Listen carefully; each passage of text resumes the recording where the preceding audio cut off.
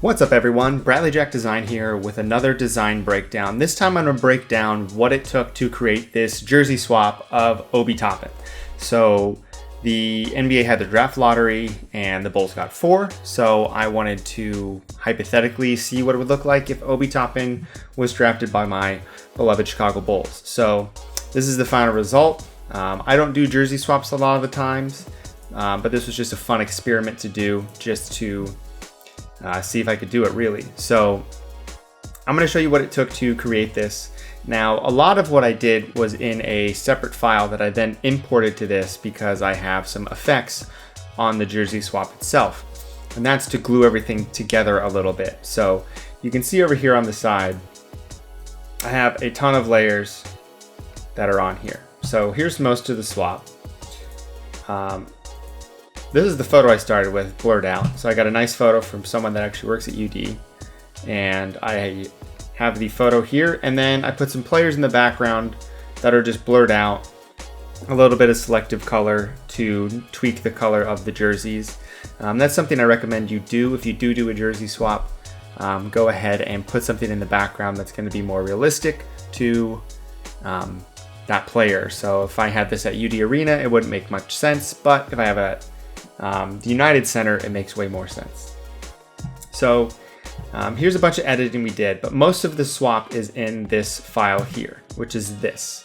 So this is the smart object here that I have, and you can see I've got some camera raw and a little bit of sharpening on this image to glue everything together. If I turn that off, you can see the difference. I like to do these final edits once I have everything done, that way everything's glued together. So let's get right down to it, and I'm gonna hide everything. And I've got everything in here pretty much labeled as to what it is. So to start off, what you want to do is get rid of everything on the jersey. This is how I like to do it. So I've got this layer of something on the chin. I really don't know what it was. So I've got some shading on the armpit here, but mainly what we want to do is clear out the jersey. So this here is just using the stamp tool and to go in and just paint in areas to remove anything on the jersey you want to. So I removed the Dayton, I removed the 1, as you can see in the beginning. So this jersey doesn't have anything over here. It's just this Nike logo, Dayton in 1, and then we've got the Nike logo down here and some red stripes on the shorts here. So what I did was I cleared out this top part here. You can see I cleared out the jersey logo here. And then I have this layer here of a gradient map to get rid of most of the stripes. I'm basically painted over where the red was to turn it black and white with a gradient map. Then on a layer on top of that, this is just using the stamp tool. I blended in the edges so it was all pretty much white. I then did the same thing up here. This is using the stamp tool to just add in painting in white. Now there was a shadow there, so I went ahead and painted back in a light shadow. This is just a normal layer, but I probably used black at a very low opacity to create this little bit of a shadow. And then I've got this folder titled white. So this is better white. So you can see if I turn this on, this is set to color. So I took a different color, or I just took white and painted it on here. Now I didn't get all the areas because I don't need to, and I'll show you why in a little bit.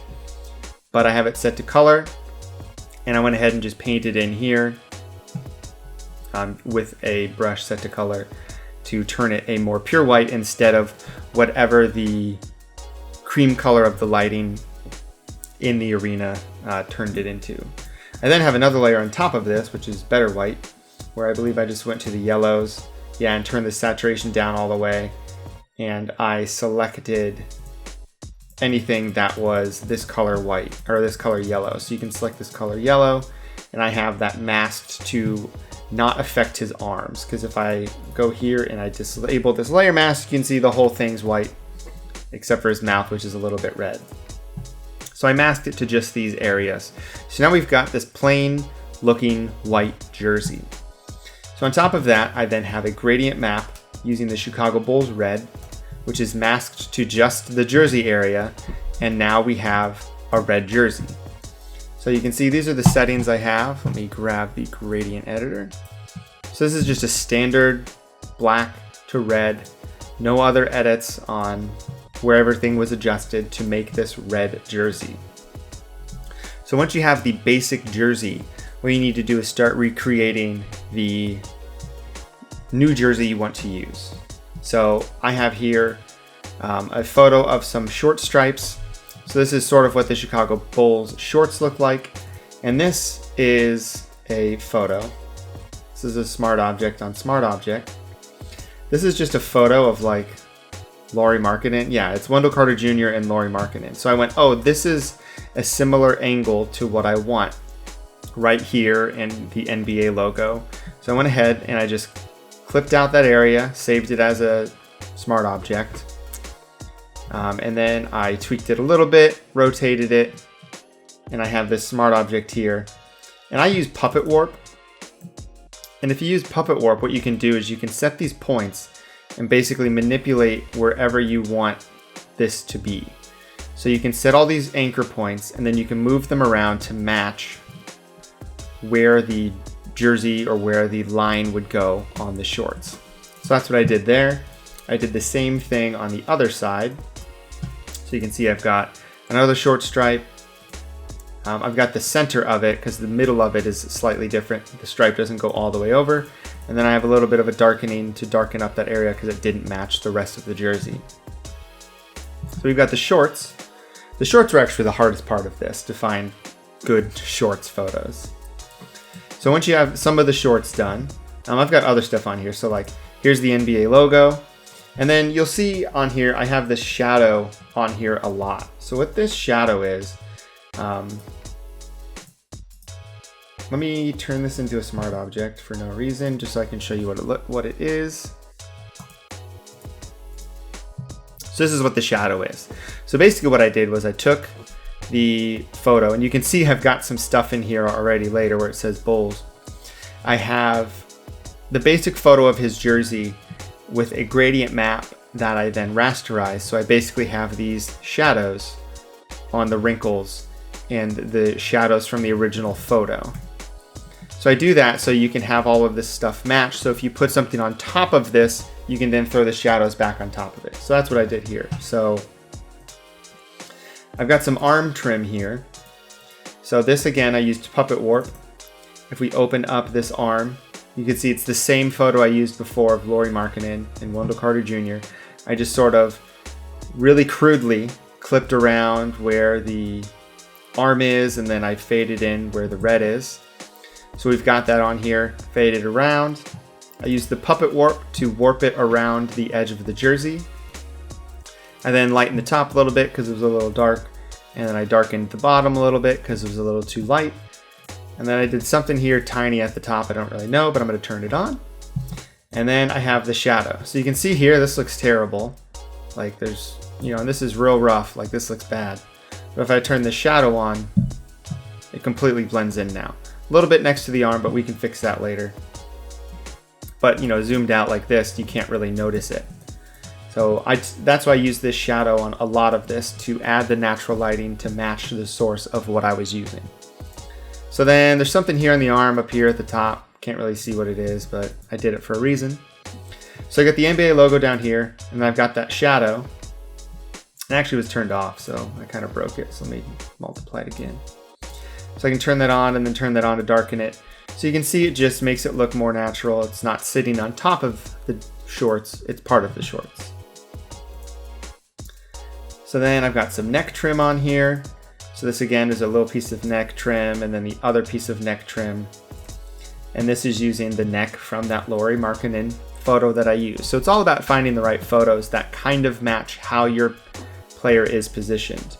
Now this is a little wonky, like you can see this is like wiggling and jiggling. It's not super straight and clean. Just from practice and doing that, I'm sure I could get better at it. I have a gradient map on top of the right side of this to match it so it blends in more. So you can see this is just a gradient map that I tweaked around. So that's blended in pretty well. I then added in the shadow back on where the neck was. So in the shadow file, there's a shadow that is cast from his chin. So I went ahead and put that back in.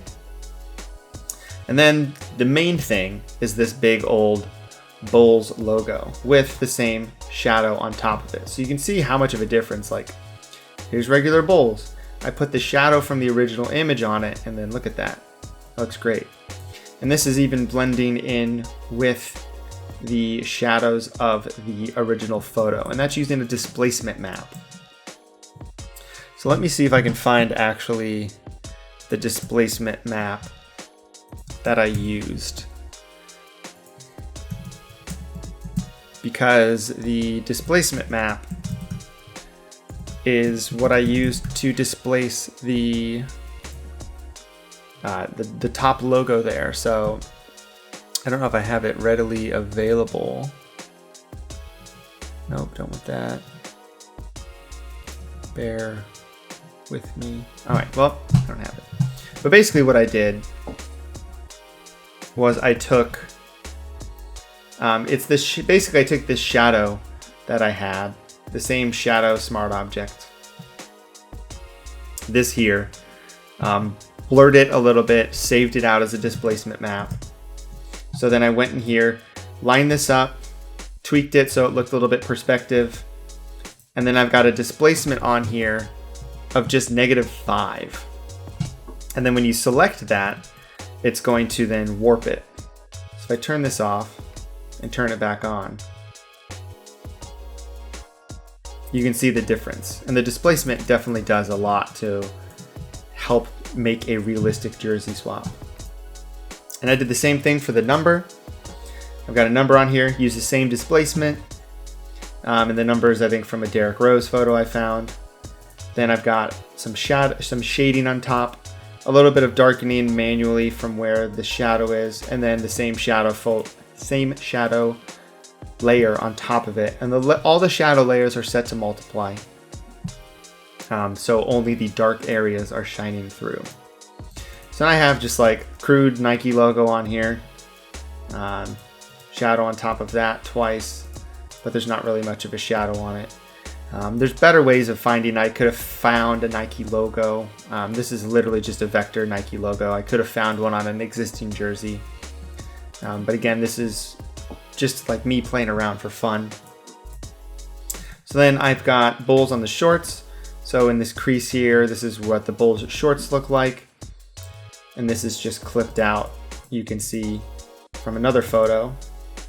So it's clipped out, double click it here. So it's literally, this is what the photo is, some shorts you can probably buy. Then I've got my shadows on top of that, which you can see affect the right side of it. Then I've got this little bit of a shadow removal. You can see on the right side here, I think, to blend things in. And then I have some right arm trim. So I've got some trim from that same Laurie Markkinen photo I used before. And I used a little bit of a selective color to tweak the reds to brighten them a little bit. So that's the main swap of what I have. So you can see we cleared out his jersey. We added in everything we needed to add in to make it match what the Bulls jersey kind of looks like.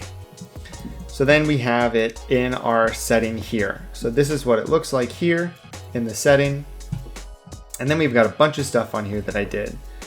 So one thing I did was I wanted to make this a little bit more realistic. So I threw a shadow underneath his arm. So there's a little bit of a shadow here. I even have it over here, shadow under arm. So there's a little bit of a shadow under his arm masked to just inside this area. But I can't just put a shadow on top of the arm. You see it's darkening, so I duplicated his arm and just put it on top here. And then I've got a layer for some edges. So if I like zoom in here, like this is bad, like where does beard go? Like that's bad. Things you don't see. So I've got this edge file to clean up some of the edges here, as you can see. I've got a little bit of a jersey shadow under here to add a little bit more depth for where the shorts go. A little bit of an arm edge somewhere. Oh, it's the bottom edge here of the arm. I turn that on, it cleans things up a little bit. So then we have some main editing that I have on here. So I brightened his eyes up a little bit. I tweaked the jersey color up here in the top left to make this white. Tweaked his skin tone with a channel mixer file or a channel mixer layer. Darkened the reds up with a hue and saturation layer. Lightened everything overall with a curves layer. Tweaked the reds with selective color. Lightened everything up with a curves layer, as you can see here. Tweaked the reds again. This is actually just a $23.95 color lookup. Then I've got some outer glow lighting. You can see here the very edges of him as if light was coming around him. That's a curves layer that I masked around to just a border whatever this clipping mask is. Lightened them up, lightened the shadows up just a little bit because it looked a little too dark. But then I went ahead and darkened everything back up. I thought it was too light. And then I whitened his teeth, as you can see there. And then just some overall lighting with a curves layer on top, and then I tossed my logo on there. So this is the final jersey swap here. There are things that I would go back and tweak with this if I wanted to spend more time on it. You know, like little things like, you know, his beard here would actually cover this. I should probably go back and fix that. You know, I see a little bit of an issue here from where I edited something, and that could be from a different file that I used. But this was fun to do. I hope that you learned something from this.